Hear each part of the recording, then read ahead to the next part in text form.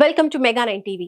AP రాజకీయాల్లో బిజీగా గడుపుతూ ఈ మధ్య అనారోగ్యం పాలైన డిప్యూటీ సీఎం పవన్ కళ్యాణ్ తాజాగా కోలుకున్నారు. దీంతో బుధవారం నుంచి ఆధ్యాత్మిక యాత్రకు వెళ్లబోతున్నారు. ముఖ్యంగా దక్షిణాదిలో ప్రముఖ చారిత్రక ఆలయాలను పవన్ కళ్యాణ్ సందర్శించనున్నారు. తమిళనాడు, కేరళ రాష్ట్రాల్లో ఉన్న పలు ఆలయాలు ఈ జాబితాలో ఉన్నాయి. ఇప్పటికే సనాతన ధర్మానికి బ్రాండ్ అంబాసిడర్ గా మారిన పవన్ ఇప్పుడు ఆధ్యాత్మిక యాత్రకు వెళ్తూ ఉండటం ప్రాధాన్యత సంతరించుకుంది.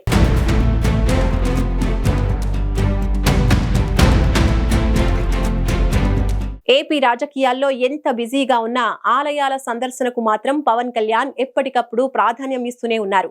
తన నియోజకవర్గం పిఠాపురంలోని దత్తపీఠం, శ్రీపాద వల్లభుడి ఆలయం నుంచి మొదలుపెట్టి తిరుపతి వెంకన్న స్వామి గుడి వరకు పవన్ దర్శించని ఆలయం లేదు.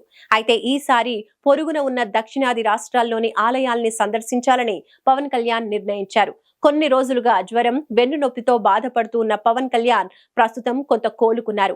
దీంతో బుధవారం నుంచి ఆలయాల సందర్శనకు బయలుదేరుతున్నారు. తమిళనాడు, కేరళ రాష్ట్రాల్లోని ప్రముఖ ఆలయాలను దర్శించాలని పవన్ నిర్ణయించుకున్నారు. ఇందుకోసం ఆయన ఈ నెల 12న తమిళనాడు, కేరళ రాష్ట్రాల పర్యటనకు బయలుదేరనున్నారు.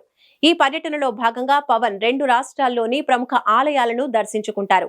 ఆయన దర్శించుకునే ఆలయాల్లో అనంత పద్మనాభ స్వామి ఆలయం, మధుర మీనాక్షి, శ్రీ పరశురామ స్వామి ఆలయాలు ఉన్నాయి. అలాగే అగస్త్య పజీవ సమాధి, కుంభేశ్వర ఆలయం, స్వామి మలయి తిరుత్తాయి, సుబ్రహ్మణ్యేశ్వర స్వామి ఆలయాలను కూడా సందర్శిస్తారు. ఇప్పటికే సనాతన ధర్మ పరిరక్షణే తన అభిమతంగా చెప్పుకునే పవన్ కళ్యాణ్ ఇప్పుడు ఆధ్యాత్మిక యాత్రతో తన చిత్తశుద్ధిని మరోసారి చాటుకోబోతున్నారు.